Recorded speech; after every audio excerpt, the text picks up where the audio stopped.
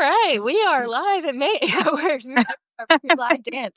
Amazing. All right, welcome everybody. We are gathered here today to talk about We're gathered here today. right, we're here today to talk about being a doomer. No, I'm just kidding. Actually, how we're not going to be that way. And in honor of this, I wore one of my favorite book characters, like most wonderful quotes. Anne of Green Gables. If you are not an Anne of Green Gables reader, I suggest it. Actually, that's great escapism right now. Those books would really, really hit it for not being in this particular reality. But we are going to talk about how we are going to exist in this reality usefully, and realistically, and not but not in a woe is me type way. None of that will solve any of this. So, Amanda, I don't think you really need an introduction, but go ahead and introduce yourself anyway, as if All right. no one knows. Hello, everyone. Thank you very much for inviting me on. I'm Amanda Nelson. I'm Amanda's Mild Takes across whatever platform you care to find me on. I'm probably on all of them. I have a history degree. I talk about American history every day. I try to contextualize the chaos that we're currently living in with historical precedent where it does exist, which isn't most of the time, or at least give us some idea of the through lines of how we got here in the places where it doesn't exist, and help folks ground themselves in sort of actionable steps they can take to be an organized opposition to the administration without losing their minds. So that's what I do. Amazing. Awesome. And I am Kate Powell, otherwise known as Kate for the People, across the channels, not Blue Sky. Sorry, guys. People keep asking. It's not going to happen, probably. Can't do it. I don't have more in me as far as like yet another app to open every time I want to post something. So, anyway, you two yay, I'm glad we help you stay safe. Dogs. Yeah, feel free to be in the chat. I will do my best to run both. We do have an actual show for you today. It will not just be us messing around, though there will be plenty of that, I am sure. The reason that I invited Amanda on today, though, is, I love her playlist about getting a grip. The general terms of that, because that, the way I don't usually say it in quite so many words, but the way I do it is just being like, all right, well, anyway, so if I have to suffer with this, I'm going to call this member of Congress or this attorney general or whoever, and they will suffer with me. I will make them as miserable as they are making me and the rest of America right now. But Amanda and I were chatting a little bit about some of the current events. Current events seems like not an inclusive enough round term for all of this. People have been using the word zeitgeist a lot. I'm not quite sure when that started becoming the vogue thing. But I won't be using that word. Sorry. But yes, we're going to case study a couple of things going on right now, talk about their historical context. I'm mostly going to let Amanda steer this, but I will insert a few things here too from my own professional experience as a fundraiser, as a master of public administration, and that kind of thing. And oh my gosh, we're two of the smartest, funniest people online. Amanda, oh my goodness, that is incredible. We're gonna outpace Good Trouble one day. Okay, yeah, sorry, that was me being snarky. I like him; he's fine. Okay, so the first current issue that we want to talk about is one that seems to be getting into the hearts and minds of many in the U.S., which is the remodel of the White House. And I'm putting that in quotation marks because there are rules about how we deal with federal buildings and things that are the property of we the people. There are. They exist. And I'm really good at looking up those codes and reading them out to people and whatnot, but they exist. So Amanda, tell us what is happening right now. And I would love to know what maybe other times the People's House has been commandeered, as it were, by the person who occupies it. So please take it away. Not that often, to be honest. The White House is sort of what's the word? Typically a little rundown. It's typically a little rundown, which, as will surprise no one, irritates Donald Trump to no degree. He does not like living in anything that feels shabby. He likes to poop on gold toilets. So the state of the White House has bothered him. He actually approached Obama, during Obama's administration, about building a ballroom. He called David Axelrod and asked if he could offer his services to build a ballroom for the White House. And he was told no, because he wasn't anyone but a TV star back then. Though I'm sure he would have been told no matter what. And it's been his thing ever since. He tried to do it in his first term, didn't quite get around to it, made it a priority for this term. So the part of the ballroom the part of the White House that he's gotten rid of was the East Wing, which was an addition that was built in the early 20th century, like 1902, and it's traditionally housed the functions of the First Lady. There's also a bunker underneath the East Wing that will be modernized as the ballroom is built. I've heard, just pausing there, I have heard a lot of conspiracy theories about the bunker. Please talk about it. It is not the only bunker. Like, it is not the only bunker in the White House. It's not the only bunker in DC. It's not the only bunker on the East Coast. There are several bunkers in Virginia, Pennsylvania. There's a bunker that leads out from underneath the White House to the Treasury vaults. There's also a bunker underneath the North Lawn. Rumor has it. But there, after 9/11, the bunker under the East Wing was not deemed sufficient, because that bunker was built during World War II, like was part of the FDR remodel. Oh, yeah, my dog agrees. So it is sort of that kind of Cold War era. So after 9/11, it was determined that that bunker would not be sufficient, and another one was built under the North Lawn that is 5 stories deep, has its own air supply, like can house the functions of the executive branch for months at a time. So the idea that he tore down the ballroom or tore down the East Wing so that he could rebuild a bunker because he's never leaving is kooky a little bit. Like, I understand why people jumped there, but if he never wanted to leave, he could just go to the North Lawn and then he could stay there for God knows how long. Or like the many dozens of other, any of number. Right, or so many. Right. And he can hang out in the ones we don't Treasury. actually know about. So. Right. He could hang out in the Treasury. There's a direct, tunnel from the White House to the Treasury office, and that would probably make him very happy to just surround himself with money until the end of time. Anyway, so that's where the East Wing came from. The last really big overhaul of the White House was during the Truman administration. He had to move out and go live across the street in Blaine House because it was falling apart. Like, the White House itself was determined to be unsafe to live in. Like, the second floor was sagging, was like caving in. And he only noticed that because the floor was a little creaky, and he had people come in to take a look, and they were like, oh, this is collapsing. You will literally die if you stay in this house.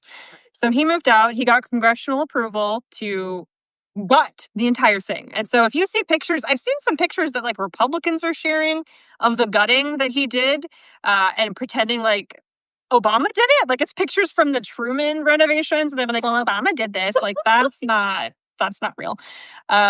So he gutted it entirely, put in a steel frame, like lots of modernization, put in air conditioning. It didn't have electricity in some parts of it, so like a complete modernization of the White House.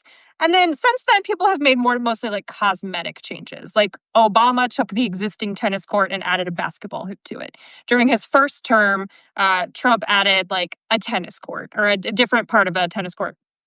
And, like a golf course was added. I think that was the first Bush added a golf course, the Rose Garden. So like mostly exterior stuff, but this sort of demolition of just raising like to the ground part of the external structure, that's not with that. There's no real historical precedent for that, for doing it without any sort of oversight whatsoever. So there's that. So how did he get away with it is like a different question. The fact that he's not using congressional funds to do it is mostly how he got away with it. So when Truman renovated the White House, Congress paid for it, right? Because it's the people's house. So we paid for it. He had it was appropriations. So he had funds set aside for it. Trump is taking corporate donations to do this. So like, you're going to walk into the White House ballroom and like Amazon is going to be like, have a logo somewhere. I can't wait. I know. It's gonna be great. So, I mean, but there's no, like, since this has not been tried before, the idea of like, but doesn't he still need permission because the White House is the property of the National Park Service? Nobody really knows, because this is not a thing we've ever imagined, that someone would get into the White House and then just fucking destroy it. Sorry. No, go ahead. I have As far as like, so outside of that, outside of the like question mark about whether or not Congress needs to approve it, which in my opinion seems common sense, but there's no actual law that says that's real. So that was just something that we were all depending on common sense to exist here, where it doesn't. There's the National Capital Planning Commission, which is the oversight board that decides what happens to these buildings, right? I mean, there is law. There's the National Historic Preservation Act that was passed in the 60s that determines, what happens to these sort of historic buildings in and around DC, but the White House is exempt. So is the Supreme Court, and so is the Capitol building. Oh, I didn't realize those. Okay, interesting. Yeah, so they're they don't need to go through the normal processes there. But this commission that oversees changes to the White House was gutted. Like, he fired everyone on it when he got into office, and then replaced the board with loyalists. So that planning commission is mostly Republicans from his administration. Like, his staff secretary is on the board. Like, a couple of Republican members of Congress are on the board. So they let him do whatever he wants. And he's getting around it by saying that the board does not have jurisdiction over demolition, only construction. Oh, okay. So the administration is going to submit the construction plans to the commission, but did not require permission for demolition. And that actually, like, not to be that person, but that's not entirely wrong. Like, the board has said in the past that they do not have anything to do with demolition. But it wasn't about the fucking White House. It was about like other less consequential sort of buildings. So he's just used a bunch of loopholes, like he always does. Like, this is what he does. Right. He doesn't break the law when he's doing this on purpose. So sometimes he does it on accident, but he doesn't purposefully break the law in a way that he thinks is going to get him stopped. He takes advantage of loopholes and then just moves so quickly that lawsuits can't catch up. So that's what's going on with the White House. Amazing. Perfect. Great summary.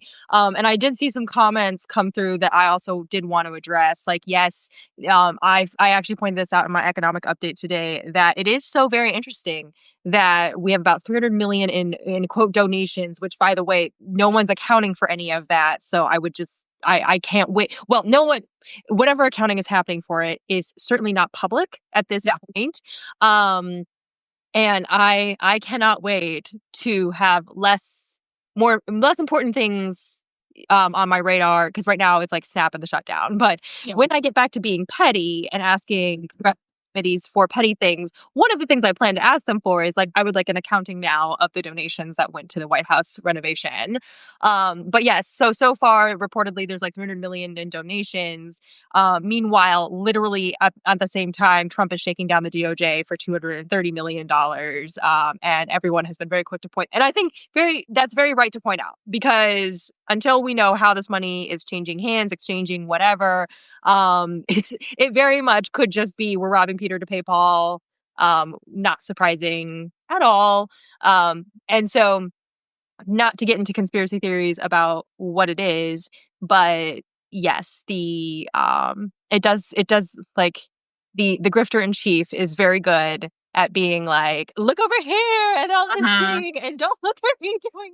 I mean, yeah, I don't know that he's like, I'm sure that they are connected in some ways, but I don't know that he's that intentional. My assumption about his behavior is very rarely that he has that much foresight when there's more than one thing happening. Like, I think to him, shaking down the DOJ is just what he's owed. And building his ballroom is just a thing he wants to do. So I don't know that they're related, but he's certainly not going to pay for any of it. Like, he's certainly not going to. And something else about the ballroom construction is that it keeps getting more expensive. So, like, initially it was going to cost $200 million, which perfectly matched up with what he was shaking the DOJ down for.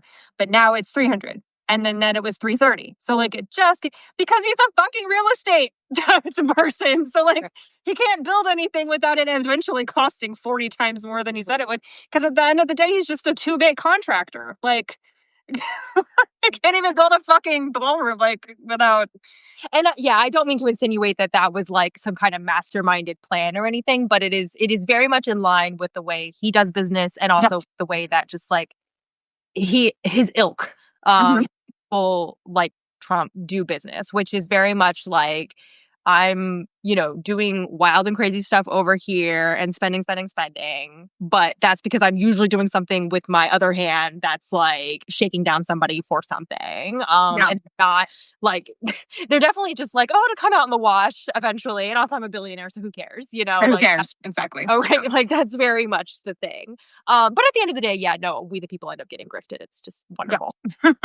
So you should be enraged, but yes, with that same level of like, what an idiot, and not the bunker conspiracy theories or the thinking that like, yeah, it's not nearly as sophisticated as that. I mean, I think the thing about it that irritates me the most is that it's fucking ugly. Mm-hmm. Like, it's not even the grift of it, whatever, like getting, I don't know, Palantir to pay you $20 million so that they can get a brick in the wall of the ballroom. Fine, whatever. Like, all of that is terrible. Right. But it also is just fucking ugly. It's bigger than the actual White House. Which, like, oh my God. All of the pictures of the mock-ups that I've seen look like AI slop. Like, he just turned on ChatGPT and was like, I would like gold and chairs. And it needs to be impressive, legacy, blah, blah, blah, blah, Trump ballroom. And then it just spit out this awful, kind of. And the White House is not like my stuff. Were I to build my dream home, it would not look like the White House. Right. But it means something to people. Like, every item in that building has some sort of historical significance or artistic significance or cultural significance. Like, it's important to us. And to replace it with this just like fucking, did you get that from Hobby Lobby and spray paint it like he's done to the Oval Office? Oh my God, the Oval Office. Like, yes. I can't even watch the footage now of like the press conferences in the Oval Office because I'm just like, no, it's terrible going on in there. It's nothing. Nothing so. Useful to us. On the subject of like keeping this in perspective and ways to kind of like get through it, besides the external stuff of like, the pettiness that I refer to of like, I'm going to totally ask for these reports later of like, I want to see those donation reports. I want to see the things. But leaving that aside for a second, I also love to engage in my own internal fantasies. And one thing that I think about is like, okay, so once he's gone, and he's gonna go, guys, okay? Like, please. But once he's gone, like, what are we gonna use this ballroom for? Like I think that it's useful. I literally was like, walking like on a walk and thinking like, well, if I were president and I had this stupid ass ballroom to deal with, I would probably do things like, invite huge swaths of the people to come in and like have summits with we the people and whatnot and like kind of take back the thing. So anyway, if you ever want to engage in like productive fantasy making, like that's very helpful for just dealing with the bullshit because it is bullshit how it's happening. But I think if we can just center on the fact that like eventually we're going to get this man out of there. And even if they just president, yeah, he's gonna leave. I think that the fantasies that I've seen on the internet, that sounds like a weird sentence. The things that I've seen people fantasizing about when it comes to the ballroom, I don't think it's going to be torn down. Like, once it's built, I don't think that. Yeah. And because whoever comes after him is not going to take corporate donations for construction projects. So it will be our dime. Like, we will have to pay for the demolition. I would imagine that they would return some of the space back to the offices of the First Lady and her staff. And then what they do with the rest of it. I mean, he's not, like, I hate to say it, but like, he's not wrong that they needed an entertainment space. They've been having these lavish state dinners on the grass, which is not like, it kind of famously is very uncomfortable for guests or whatever. And if he had gone through the appropriate channels, built a smaller ballroom that like fit in with the structure, and done it properly, I don't know that he would have gotten much pushback, which is the thing about his administration that irritates me so much, because that is universally true. If he had slowed down, gone intentionally past legislation through Congress, which he has a majority of, like, he could have enacted the vast majority of his agenda with little to no fuss. If he had just done it legally. 100%. I mean, we're having, this is totally off tangent, and then I promise we'll get back on our regularly scheduled programming. But like the strikes in the Caribbean right now, the strikes against Venezuela and Colombia and whatnot, because they are against those countries, by the way. Congress would 100% give him approval to do that if he would just freaking do it that way. He would ask. Yeah, but he won't. And so instead it's this, and by the way, it's reprehensible what's happening. Like, I am 100% like, this is awful. And in a couple weeks, I'm actually going to have the Soberania guys back on my Substack to talk about what's happening to Venezuela right now, because it is reprehensible. But let's be real. This Congress would totally give him permission to do this if he would just freaking do it. But yes, you're right. That is like one of those things where it's like, could you make this any more of like a 3-ring circus if you tried? You can't actually do what, because it is so. It's just such an unforced error because it drums up so much bad publicity for his administration. And if he had just gotten Congress's cooperation, which would not have been terribly difficult, even in the Senate, we're talking about Senate Democrats, like, No, 100%. I'm pretty sure I know of at least one of my Senate Democrats who would been more than happy to go along with it. So it's like, yeah, it's just really ridiculous.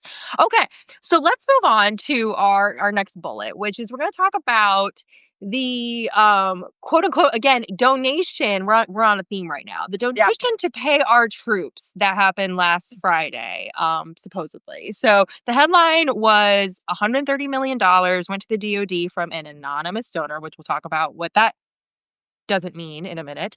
But supposedly Timothy Mellon, though we actually really don't know. Like, though that's based on anonymous sources, it could be very true. But again, there's the official records of these things. If they are being kept as they are supposed to, they are not public yet. They are not due yet. So I've already outlined this in a different video. But Amanda, what do we say about this? First of all, maybe the shutdown in general. Historically, you've been doing a lot of content around this. I don't expect you to repeat it all, but like, what would you like to highlight about the shutdown, about the idea of doing partial shutdowns, partially funding things, all this kind of stuff? What is different and what makes it mostly the same, right? Just open it. It's open. Look, it's the end of my day, so I'm cranky. Just fucking open the government. Like, by the time you get through, well, let's pass a bill to fund the military's paychecks. Let's pass a bill to fund SNAP. Let's pass a bill to fund the air traffic controllers. Why don't you just pass a bill to fund the fucking government? Just a budget. For the year, the whole year, the appropriations process that we're supposed to be doing every fiscal year. Why are we doing it? I'm not defending Mike Johnson or Congress at all, anyone in Congress right now. But Congress has gotten increasingly dysfunctional since like the 90s. Yes. And every year it gets harder and harder and harder to pass functional appropriations or anything that resembles a normal budget. We haven't had a normal budget since the 90s. And then we started doing these omnibus bills where it's just like fake normal budgets. And now we have these continuing resolutions where Mike Johnson is still on fucking Nancy Pelosi's budget from the Biden administration. And it just is infuriating. So like, it's not that Congress right now is blameless. Of course they're not. It's that they are completing a long and storied tradition that we've had in my living memory since I was a child of being completely, having just their heads up their ass. Right. Because they don't care so much about governing. They care a lot about keeping their seats because they make a lot of money in their seats. Yep. So there is no incentive for them to govern or legislate in any sort of cooperative or bipartisan way. Funding the government to serve their constituents is completely not relevant because that doesn't have anything to do with earning votes, especially if you're a Republican. Right. You earn votes as a Republican by saying something smart-ass on social media and getting on Fox News. That's how you earn votes as a Republican. Identity politics, something about the transgender people, like insert talking point here, and that's how I get elected, because those are the most pressing issues of the day. So this is a complete circus clown show right now. Yeah. Yes. But it's not the first circus. Right? Yeah, exactly. So a quick overview of appropriations for anybody who is like confused. It's really very simple. Like it's designed to be like an orderly thing. And I have some flowcharts on this if anyone's interested. I have the appropriations playlist is now out of control. It's like 100 episodes long at this point. So good luck going through that. But anyway, in there somewhere, I have this flowchart where Senate and House, they each have an appropriations committee. And each appropriations committee has 12 subcommittees, and those 12 subcommittees are responsible for putting together their portion of the appropriations bill for the fiscal year. There is an exception, VA NILCON, VA military construction, they usually do 2-year bills and thank God, by the way, because that means right now the VA is funded through FY26, even through the shutdown, yes, small blessings, because that would be great if that all shut down too. And that's medical staff, by the way. Some of the administrative VA staff is furloughed right now. But so each of those subcommittees put together their bill. It goes up to the full appropriations committee. They do this final markup and whatnot. And then now legally, the appropriations bills have to originate in the House. They're going to be an HR something, something, something, something. Okay. And it used to be very traditional that those bills would originate in the House. Like the Senate would do literally nothing with them. Mhm. Start in the House. And Amanda, you can speak to this. Historically, before a certain time, did the Senate even have an appropriations committee, or did they I'm talking about way back in the day, not in our living memory, but like in the traditional days of budgeting? Wasn't it just like? Nah, I can't remember. Okay. I can't. So, but yeah, like in the original, like the framers, when they were like, this is how appropriations will happen, the House would always start it. The Senate would wait for it. And especially when the Senate wasn't elected, when they were appointed, this was like, they were not allowed to really touch it. And so they would wait for the House bills to come over. They'd go through the Senate. If they had amendments, they would kick them back over and you do I'm just the bill from Schoolhouse Rock, over and over. Now what happens is like not that. The Senate and the House work simultaneously, and then they go to conference. They're supposed to go to conference with their differences like grown-ups and hash it out. That has not freaking happened in like, I don't even know how long. But again, I'm talking about the ideal thing. They would go to conference to hash out details, and then they could send those conference bills to the floors to do whatever. So it's very much like, hey, let's do like concurrent planning and like get this thing along. And it makes sense, especially in our modern government, which is vast and huge, and you need a lot of work on it, that they would work on it simultaneously and not do the thing where it's like we literally just wait for the House. Yeah. So that's the slightly functional process that's supposed to be happening. But yes, as Amanda was saying, like since the 90s, it really hasn't happened that way at all.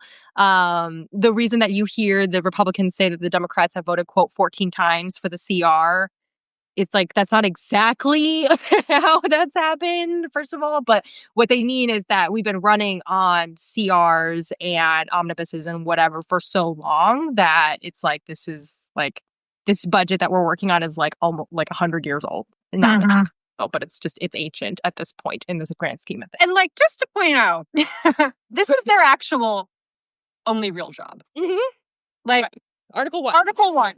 Your Article 1 powers of Congress in the Constitution, right, is the purse. Like, you are supposed to fund the government. That is your biggest job. It's how we make legislation. Like, it's how we craft our civic life entirely. Right. And they just don't fucking do it. They just don't do it. Yeah. It's like you're supposed to do the purse and declare war. Yep. Those are the things. And right now we are in conflicts and spending money or not spending money very much outside of Congress's say so about anything at all. It is absolutely atrocious. Yeah. So, Amanda, do you have any historical thoughts about donating to the federal government? As soon as that article came out, I had so many things that were like, you can freaking donate to the federal government. The short answer is yes. But historically, how much have people, especially billionaires and whatnot, been donating to the federal government? No. Right? You're like, no. I mean, so if you go way back, like to the revolution, legitimately, like to the 1780s, before Congress had the ability to tax, so they didn't have any money. Right. and we were fighting a war, and it was all very expensive. And we ran out of money pretty quickly. And so Robert Morris, who was a founding father and financier and really wealthy guy, personally funded the Continental Army for a while, like supplies, food, munitions. He was paying for all of it while we were trying to figure out, will France loan us some money? Well, whoever. So there's that. There's like the revolution, and then of course we have like really complicated and naughty and often untransparent relationships with oligarchs and the government over history. I mean, even in like World War II, right? Was the federal government's response to World War II and the way that the Roosevelt administration spun up these huge industrial contracts and like shipyards and train lines, and all of that was done in concert with like his rich best buddies. But that wasn't, Congress isn't doing its job, so here's $100 million. That was like, we're at war. I would like this federal contract, please. And then I will skim a little off the top, whatever. Not whatever, but you know what I'm saying? It's just not comparable. Right. So it was not Carnegie writing a check to the government. Secretly. Right. Anonymously. Because like in the absence of Congress funding anything, and that's illegal. Like the Anti-Deficiency Act prohibits volunteer services from happening outside of congressional appropriations. And $130 million is certainly a volunteered service, in my opinion. I mean, I'm not an attorney, but like, to my mind, this is a blatant violation of the Anti-Deficiency Act. So just add it to the list, toss it in the, toss it in the pile. Yeah. So from the regulatory standpoint, for anyone who's not aware, and I do have a video on this reviewing it if you want to watch it, but you don't have to. Yes, you can donate to the federal government. There is even like this cute little donation form where you can give to the national debt. Don't freaking do that, by the way. Like, do not listen to me. You can do it on Zelle now, can't you? Probably. It's probably. I'm certain you can Zelle. Do not. You pay taxes. Like that's what that's for. Okay, so no, my donation gets taken out of my paycheck every pay period. that's your donation to the federal. Yep. But yeah, you can 100% go do it if you want. It's wild. So that is set up. But the donations that are legally set up, the donation mechanism that's legally set up is through the Bureau of Fiscal Services. It is either a unconditional gift, or unrestricted gift, as we would say in the biz, or you can restrict it to the national debt. That's pretty much like the only mechanism by which anybody would be going in there and like literally donating to the government as we would consider that. Now, and that's like the only time that really anyone can just go and do that. So like if Timothy Mellon had just gone onto this website, it's literally a website, and said, here's $130 million to the national debt, no one would care. And that could stay anonymous and whatever, it's unconditional, doesn't matter. However, he instead, or whoever, Timothy Mellon and or person who is anonymous, gave $130 million to the DOD.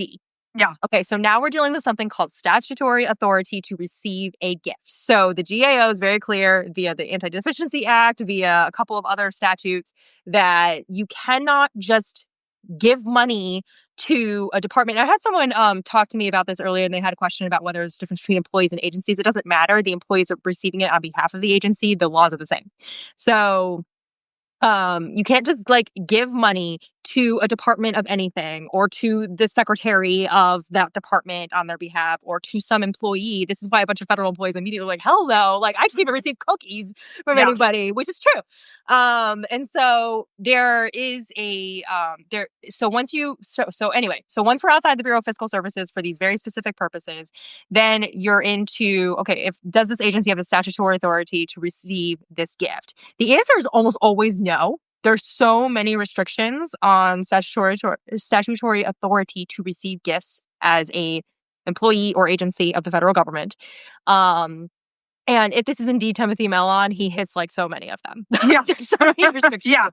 Also, it cannot say anonymous. It has to be reported eventually. That report would technically be due by January 10th. It's the 10th day after this quarter closes because it's like any gift over 10 grand or something, which 130 million certainly does. It's just, yeah. So anyway, this whole thing is like stupid, first of all, but it is almost most certainly illegal. Hashtag not a lawyer, as always, but like there's this is not how we do things. But again, getting back to your comment about how like in our modern history our Congress has become so freaking dysfunctional that we can't do things without asking for donations, and yes, I think someone's actually putting this in the comments right now. I would much rather have their taxes. I would Yeah. just love for Timothy Mellon to pay taxes commensurate with his earnings on the markets and whatever, and then we wouldn't be having this issue either. But that's a whole other discussion. I also think it's funny that like $130 million is not anything. And I understand it is, of course, something. But when it comes to funding the salaries of of active duty military, which is what it's supposed to be for, there are 1.3 million active duty members of the military. So you have functionally slipped $100 Right. to each active duty member. That is enough to fund their salaries for 3 hours of one day. Yeah. So you have just broken the law, potentially opened yourself up to all of this litigation once the DOJ is under different hands. Right. And I don't know, put this horrible stain on your own character. Right. Really put a stain on the character of the country, because now we're a country where a billionaire can secretly fund our military, which is super creepy and awesome, in order to do literally nothing. Like Right. you've accomplished nothing. Right. Congratulations, everybody. This is like you could have bought them a couple cases of beer and it would have probably had a better effect on morale. Absolutely. And probably nobody would have said anything to you, to be honest. Like, and I'm like, you know what, go off. But this is so like emblematic of this administration. It's like you fucked up so badly, probably because half the time it's because they don't even bother checking to see if they're allowed to do the thing, and then half the time it's because they don't think it matters, and then like there aren't any consequences. Which at the moment they're not wrong, but that's not going to be how it is forever. Right. And they create all of these unforced errors because they're stupid and incompetent and malicious, all for like a headline, and then the headline doesn't even turn out to be that good. Right. The headline turns out to be like, for people like me going like, well, that's awesome. As you said, add it to the list of lawsuits that will be happening once this is all over. And we will definitely be circling back towards the end of this on the part where once we are in different hands, because that's what we are preparing for. This whole song and dance that I do over on my platform and that Amanda does on her platform is not really for entertainment. Like, I am 100% doing this as a way to be like, so anyway, once we have a new administration, I am going to be calling y'all and saying, so when are we suing them for this? And when are we jailing them for that? Because I have all this, I have the receipts here. I know I have receipts, and I'm sure you have receipts in the bowels of the government there. So I expect to see. And that's how we, the people, can be agents of our own destiny here. But anyway, we do have a bullet before that. So, Amanda, we have a shitty person as a president. I mean, in case that wasn't clear to anybody at this point, he's awful. And I am very happy to be using my First Amendment right on Substack right now to say that. He is not a good person.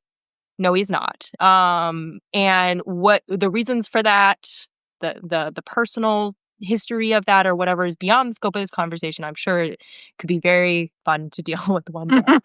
We'll leave that to his therapist. Right. We'll leave that to the therapist and the psychologist, and perhaps while he is in jail. So that would be. But is what I've heard over and over and over again, and I was hearing it today, and I was hearing it from very respected creators, podcasters, like thought leaders. And I can tell, first of all, everyone's tired. I did a video on this yesterday. Everybody's tired, exhausted. I hear you. I get it. Amanda, are you tired? Like, yeah. Like, we're all all the time. Right. Yes, we are all exhausted. This is way more than a full-time job. So, like, yeah, it's exhausting. However, Starting to hear, even from the people who I don't normally hear it from, is like, well, if he ever leaves, or if this is ever different, or I mean, we could. I'm starting to hear those vibes from like NPR, like places where I'm like, oh no, no, no, no, no, no, no. See, the thing is like you have too many people listening to you for that Yeah. bullshit. So, um, is this the first time that we have had a shitty person as a president? Um, or less than savory characters in like the cabinet.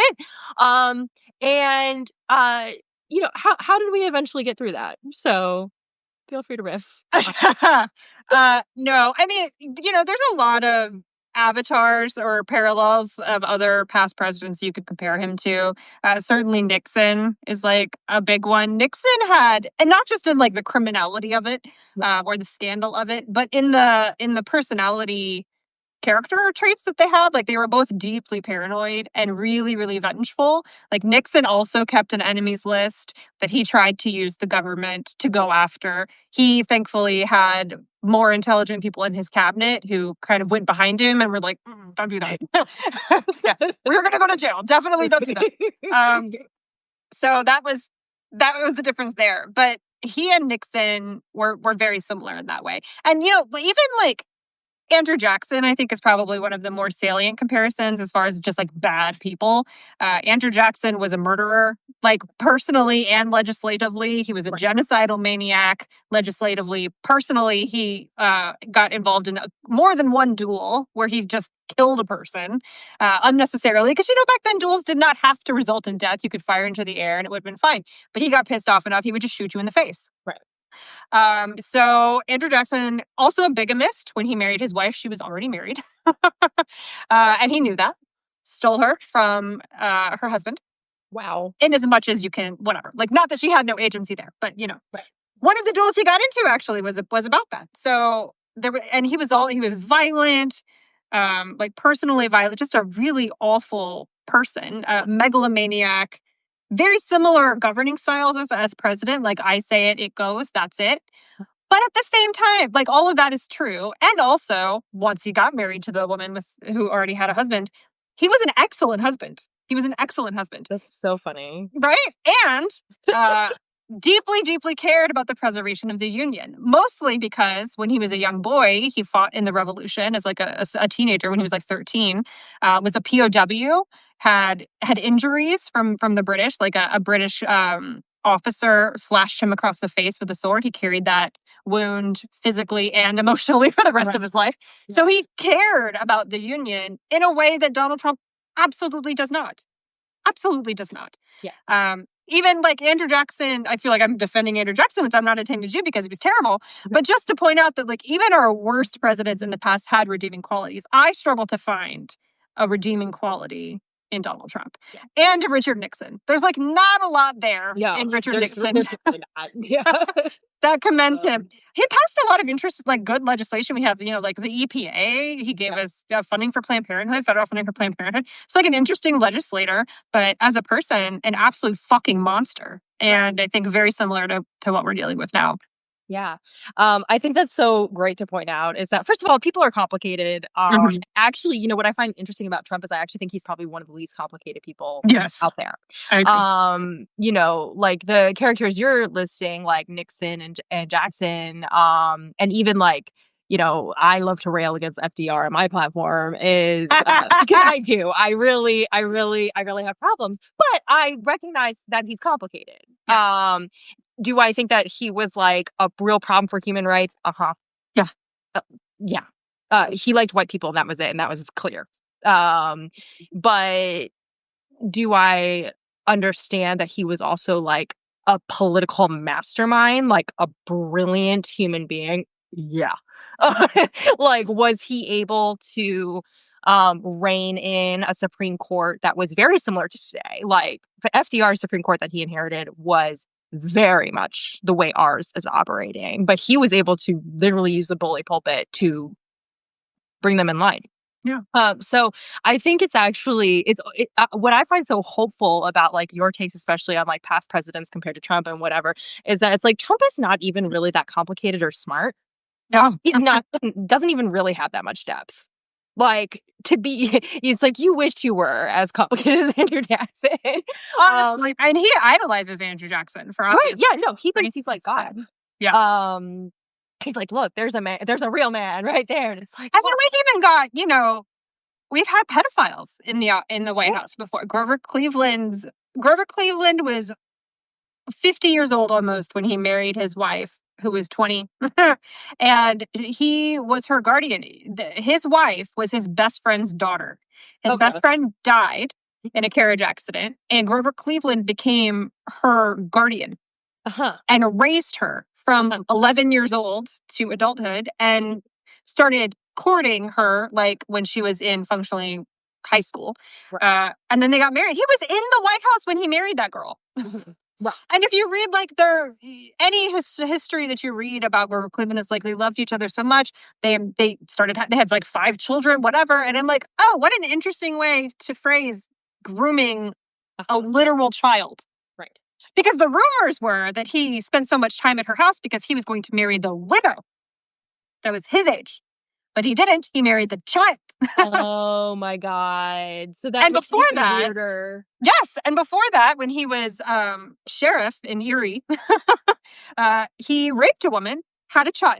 She had a baby, and he put her in an asylum when she tried to like come around asking him to like, let's get married. Can you help me raise this baby? Whatever. He had her committed, took the baby from her, gave the baby to the doctor who was overseeing her care in the institution, and she never saw that child again. Like he was again, monster. Right. Right. Yes.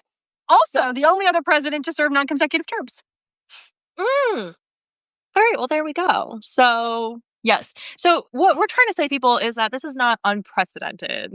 It Yeah. is horrific and awful, but it's not unprecedented. And I mean, if you want to even hit it closer to home, like, you know, it- let's take like Bill Clinton, for instance. Oh. And is anyone still defending that man? Like, No. please, I hope come, not. yeah, come to, please, to the front of the classroom so that we can talk about this. Like there are like I how do I say this? To frame it as if like this is the very first time that an awful person has gotten a lot of power is just it's really silly. It's a silly thing. And it's a silly thing whether you know history or not. Like even if you're just like I've never dealt with history ever. So I'm going to get my phone charger. This is yeah. where we're going. Oh, yeah, you're good. So I think that it's important for us to just remember that like power tends to happen, unfortunately, with a lot of people who do not have the great responsibility of Spider-Man. Okay. So like if you're sitting here wondering how this happens, it's just that's the way it is. I did a little like goofy video once that was like, you don't want to be a billionaire because you have to like the things you have to do to become a billionaire. Yeah. The things you have to do to become president of the United States. I'm not saying that there isn't a progressive path or a path that doesn't require, sometimes literal murder. I am saying that a lot of the times that is the path that people will take to power or to riches or to both. So it shouldn't really be that shocking to it, like, even if you don't know as much history as Amanda or whatnot, like that that's just reality. And hear me when I say I am not saying, oh, don't strive for better, don't hold people accountable, just, roll over and take it. That's not what I'm saying at all. What I'm saying is like, it shouldn't be like, this is the end of the universe. We have reached the end times. Some of y'all are I'm sure all of y'all in the comments are great, but like some of y'all who eventually see this video are starting to sound like the evangelical Christians who thought we were in the end times for the last 25 years that I went to church with for a long time. So like, glad you pointed that out because I've noticed that too. Like this is all sounding very churchy. Yeah, right, exactly. It really is giving like Left Behind series, guys, and I'm gonna need that to stop. It's not this. He's not the Antichrist. That's not happening. That was a book. Like, please. So I read that, and I did too. Oh, I read the whole. Oh my god! Like when they came out, I was reading them. page turners. Yeah, okay, those are page turners. They were like John Grisham for evangelical churches. Like 100%. Be entertained and then close the book and come back to United States in the year 2025. Like it was, yeah, we are not in the end times. So that is brings us perfectly, I think, to dealing with what do we do now. So what are your calls to action to people on, okay, we know all these things. We've reframed ourselves a little bit of like, hey, a lot of this has happened before. Or it's like maybe this is obviously different, history rhymes, it doesn't necessarily repeat, but how do we hold the balance of understanding that, like, again, we're not in the end times, but we got to do something about this. But we got to not lose our minds. We only have so much energy in the day. Yeah. Do something with that. Well, I mean, in the short term, we have really important elections next week. Right. Not just where I live in Virginia. Virginians. Yeah. Oh God, Virginia, please. Like Virginia, the answer is clear. If you haven't figured it out yet, I don't know how else to help you. Anyway. Yeah. Virginia, New Jersey, New York, California all have national headline elections. Almost every other state has equally important local elections, state level elections happening. In Pennsylvania has a Supreme Court retention election that is extremely important.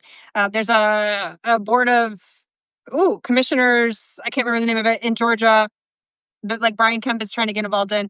Anyway, y'all can look that up if you're in Georgia.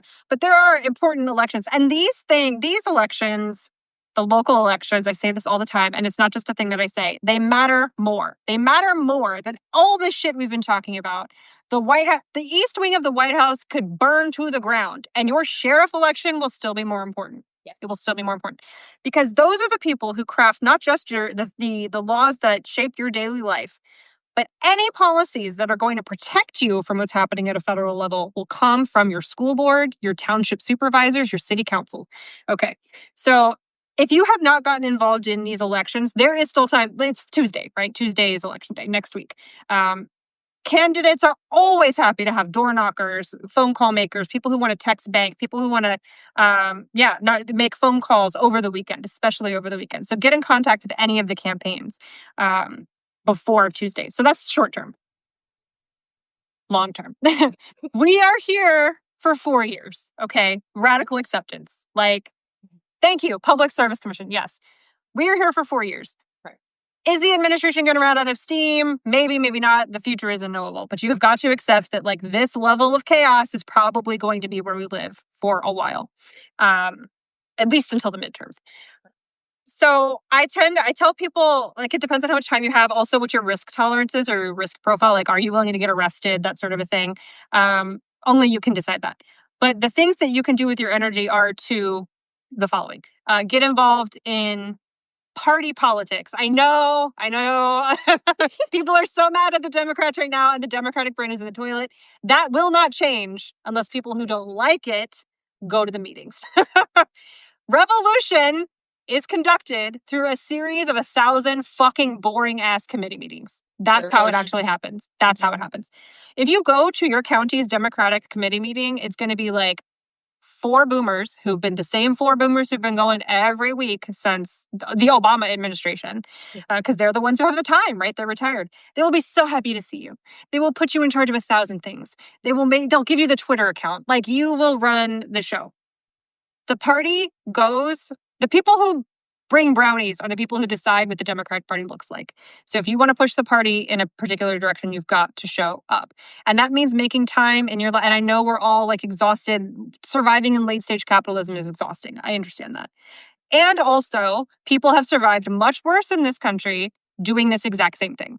So you're going to have to put on your civil rights big girl pants and like just go fucking do it. Go to the meetings. So that's party politics.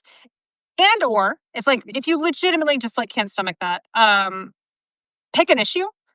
If ICE is your issue, or if food insecurity is your issue, or reproductive health is your issue, or whatever, I guarantee there's an organization around you that's been doing that work for years already. You don't have to reinvent the wheel. I think a lot of people get spun up in like, I don't even know. How do I defend my neighborhood from ICE? You don't have to. You go find an organization in your city that's already got an infrastructure for that, and then just sign up.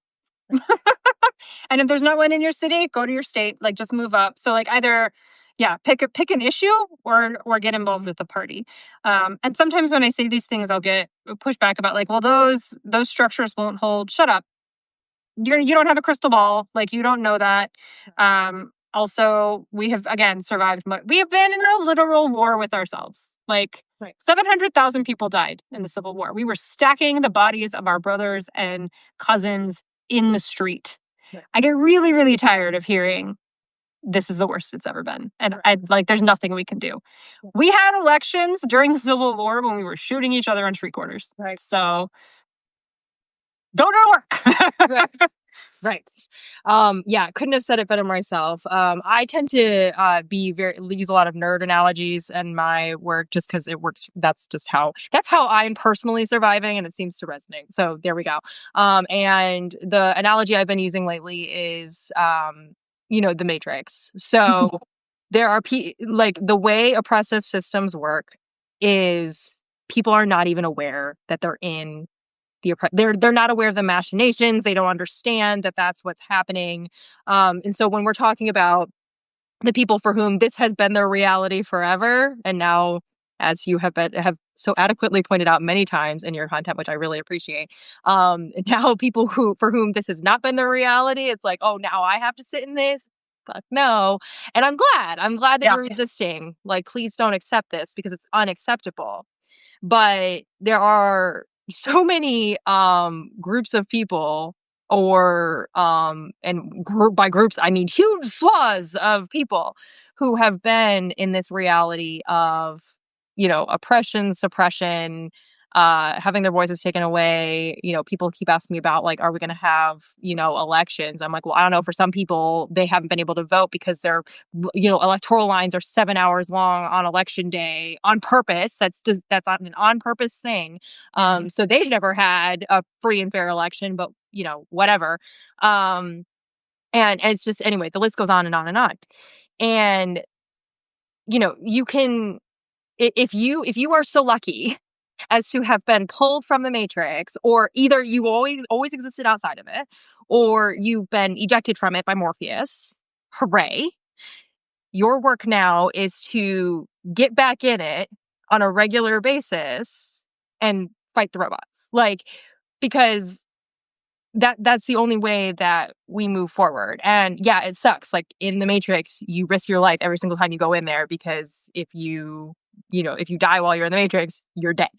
So like, it is a difficult work, but the alternative is to, I guess, you can just sit around and cry about it. I kind of want you to do that on your own time, and not on public platforms, and not declaring to everybody that, like, it's the end of the world, because it's not. Cowardice is contagious. Right. Yes. Right. Exactly. Like that. Again, I've been hearing, like, voices who have platforms, and they're starting to get into that, like, hopefully he leaves, like, sort of thing. And I'm like, fuck that. Like, stop. Because it's not true. And it's not for the people, again, for whom this has been their reality. They're already piled, like, on top of, like, they have so many things piled on top of them. It's not fair for us, who really should know better, to take that and dump more on top of it. Like, for those who really are, like, struggling just to survive, their SNAP is about to be cut off on Saturday, and they are literally wondering if they're going to be able to eat. And to pile on top of them, of like, and this will be forever, or whatever. Yeah. This is how people die, guys. Like, that's a very real thing, and that's not okay. So, cry and do whatever you need to do to get through the thing. But then when it's time to interface with the public, when it's time to go to those meetings or whatever, you got to bring your, like, idea.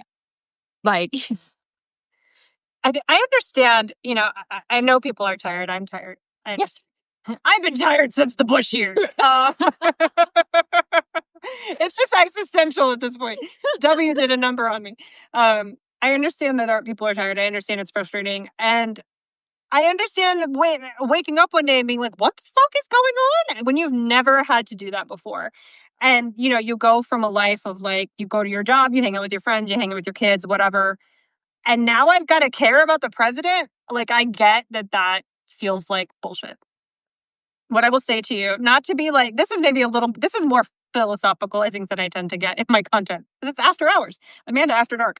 Not to be all, I know. Get the most loopy versions of ourselves. Not to be all estery about it, but like, maybe you were born for this time. Like, maybe, and I don't know that. Whatever. I'm agnostic at best, despite having been raised very, very Southern Baptist. So I've read all the texts. I know all the verses, whatever.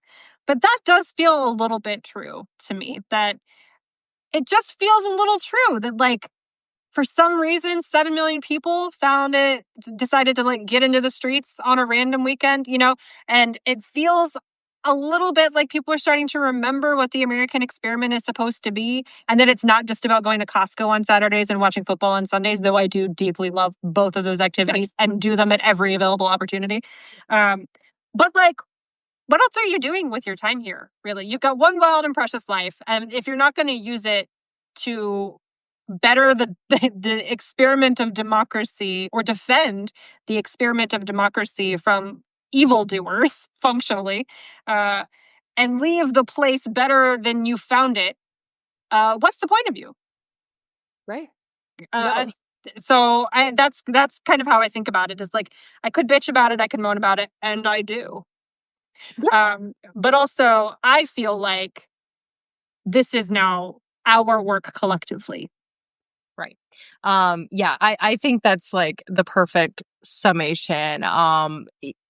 Like, bitch and moan, and then go pick up, what do you call it? The shovel usually, or like grab the shovel and start digging. Or do it at the same time. Right, You can bitch and moan while you shovel. That's fine. Yeah, you can crying the whole time. Like, it's totally fine. Again, if you were raised in the evangelical church, like I was, then you will have seen the Kendrick Brothers movies sometimes. And one was Facing the Giants. Yeah, Facing the Giants. That was a football movie that they did, and that whole field scene where he's like, "Don't quit, don't quit," and crawls across the whole field. Anyway. Like, I'm not advocating for the Kendrick Brothers movies. I'm just saying that scene is great. Like, yeah, they don't own determination. Like, that's the, and whatever. If you're not a history dork, you don't have to go back and look at any episodes from American history. But as much as this country is founded on like capitalism and white supremacy, which is true, absolutely true, it is also carried forward and made better every single year by people who want to improve upon those systems. You know, like, slavery didn't last forever because Black people fought it for their own emancipation. And same for the civil rights and suffrage. Like, people only tolerate but so much in America. Our cultural vibe is very much like, please just leave me the fuck alone to do whatever I want. And when the government does too little of that, of leaving us alone to do whatever we want, we tend to erupt into this really collective, like, scream. And that's what I feel like is happening right now, is that people are starting to get to this like collective, what the fuck are you doing? You know, like this. That's what I think is at the root of the American spirit, is like middle fingers. Absolutely. No, and I mean, like, you know, both parties are feeling it. The Republicans are feeling it in that I know they're talking a big game right now, but when I tell you that they know they overplayed their hand with the big, beautiful bill, I mean, they know. Yeah. They overplayed their hand because they did it by reconciliation. They did it purely along party lines, except for Jared Golden. May you lose your seat forever. You know, like, they now have to own that bill, and it is not going well for them. And they're trying to change the name of it. Right. Yeah. It is not. And it's not going well for them with their base. Their voters are calling them every day about it. So part of the reason that I've explained to people that they won't own appropriations right now is because they can't own anything else. Like, if there's one more big thing that ends up purely in the Republicans' lap, they know that they're like done for next year. But the other thing is, like, the Democrats also know. I remember, like, after so there was obviously the big, beautiful bill, the rescissions bill that happened over the summer. there was a lot of advocacy. I was part of it. Lots of other people were part of it, of like begging the Senate Democrats to run the clock down. They didn't do it. And then there was this really bad press about how they had given up and they didn't try to use the procedural rules against the Republicans, like the Republicans have been doing against them forever. And there were some really nasty anonymous comments from Senate Congress member or from Democratic Congress members.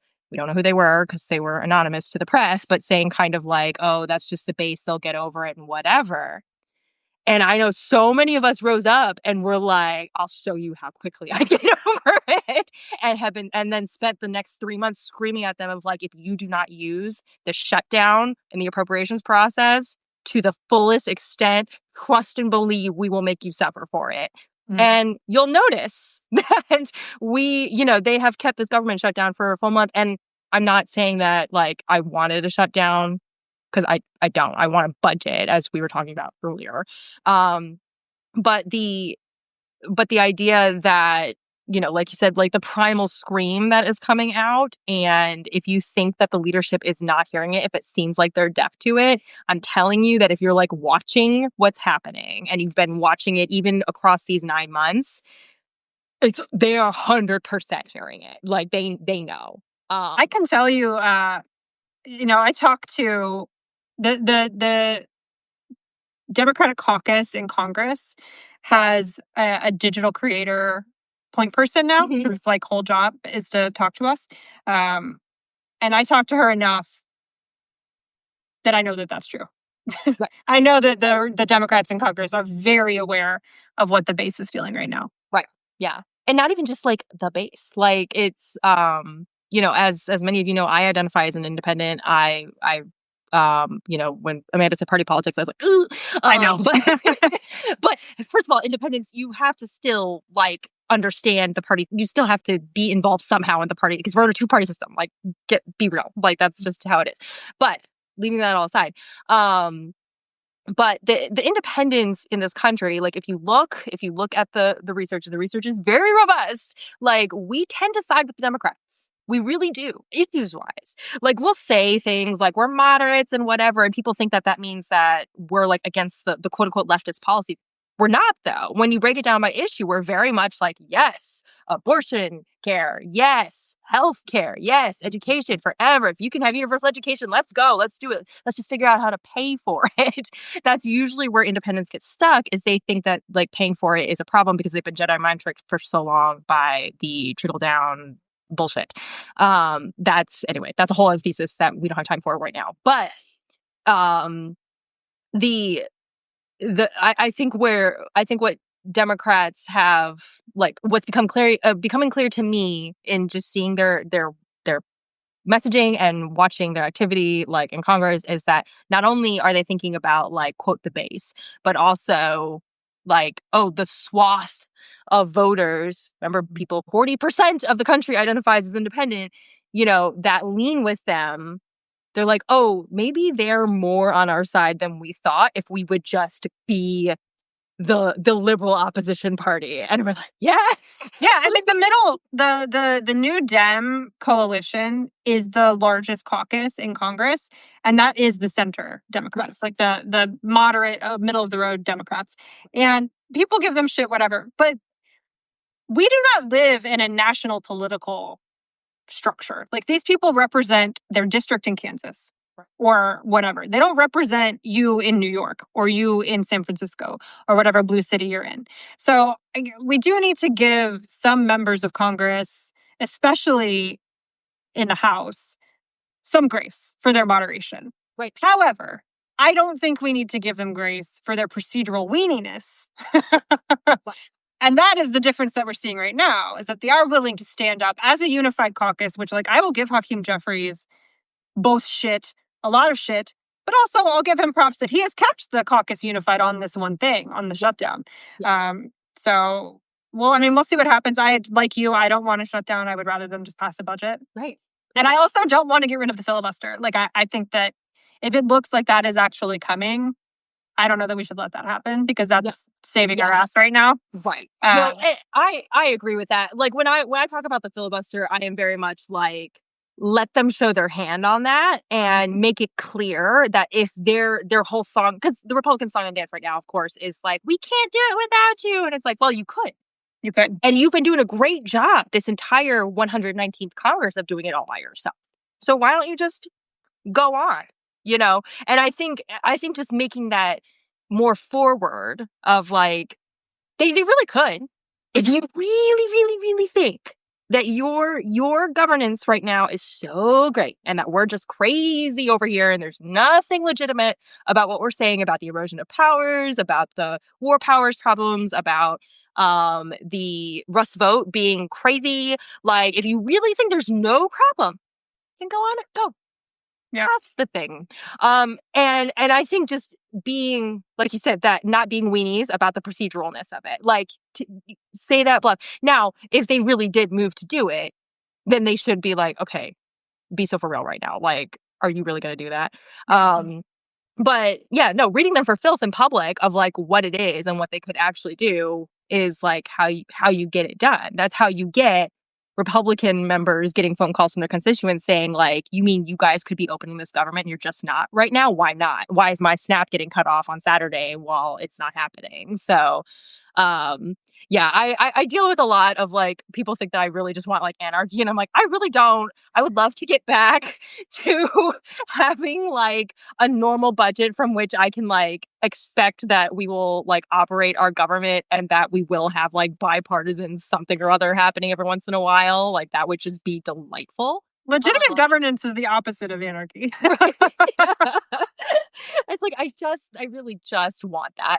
But I'm willing to be super, super petty in the meantime while everybody's acting like this. Because at the end of the day, guys, like authoritarians, a lot of it is smoke and mirrors. Like and I think like I know I've heard the term fascist a million times. And I like to talk about authoritarianism more.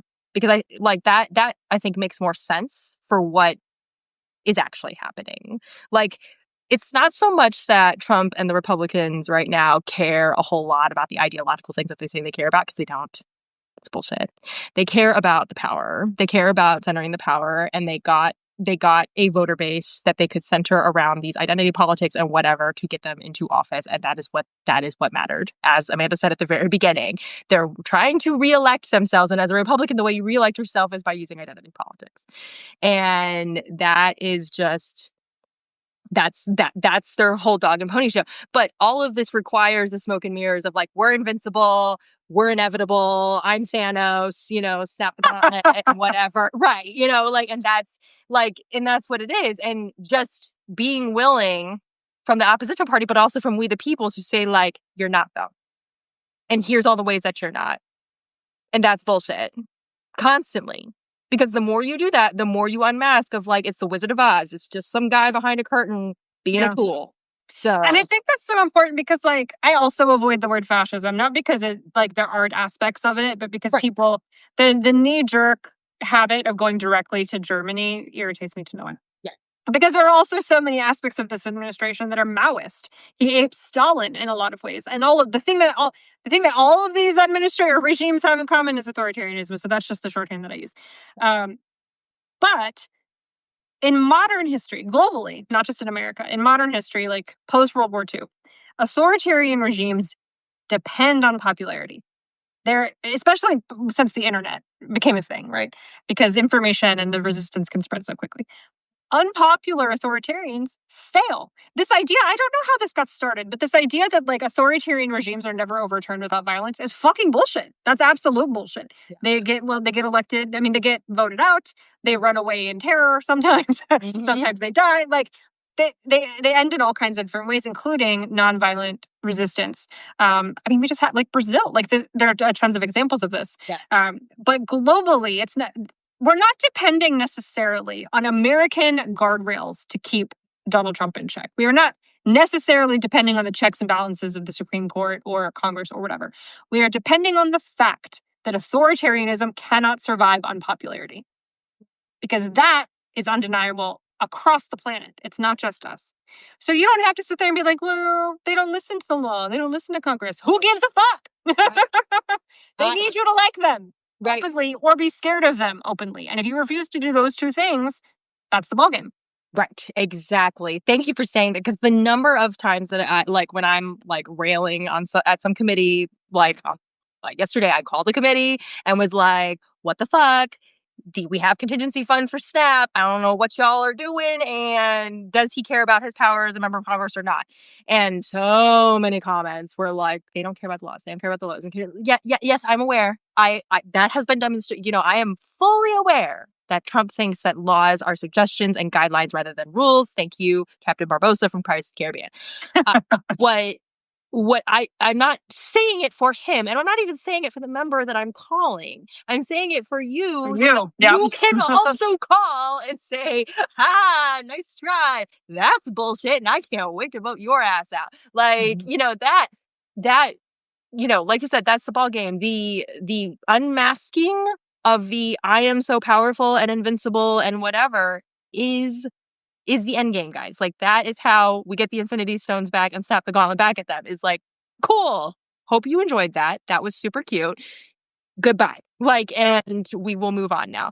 And then it's a matter of staying engaged to have the government and the country that we want.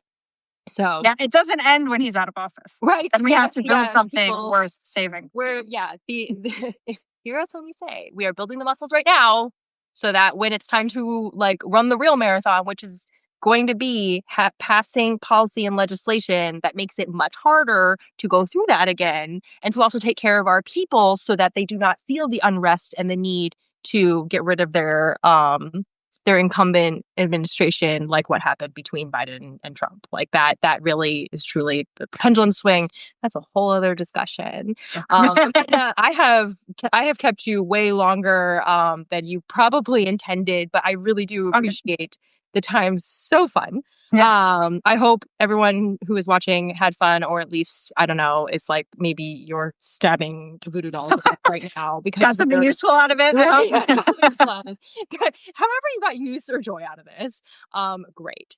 Do you have any final thoughts for everybody before we close out this evening? If you are in a place that's having an election, fucking vote. Make sure you vote, girl. Yeah. And I'd love to see, like, if you get stickers, I'd love to see the stickers. Send me the pictures. It's just doesn't matter. I just like stickers. No, like I will only vote on election day because I make this whole. I actually do have, like, my husband and I. We go to Wawa. If you don't know what Wawa is, so yeah, you have a ritual. Yeah. Yes. Yeah. We have a ritual. We go, I get a hot chocolate. So we vote first, obviously, but then we go to Wawa, we get hot chocolates or coffees or whatever we're doing. And then we take pictures and selfies. Like, we've been doing that for a long time. And no, this time I'm going to be like making a whole spectacle of myself. This is our first opportunity to like really repudiate the administration in a big way that they're going to feel. I mean, they felt No Kings, I think. I think that had a big impact. Yeah, that was really frightening for them. And so if we follow it up with a big electoral defeat, I think that will be really, really impactful. All right. See you guys tomorrow. See you guys. Thank you.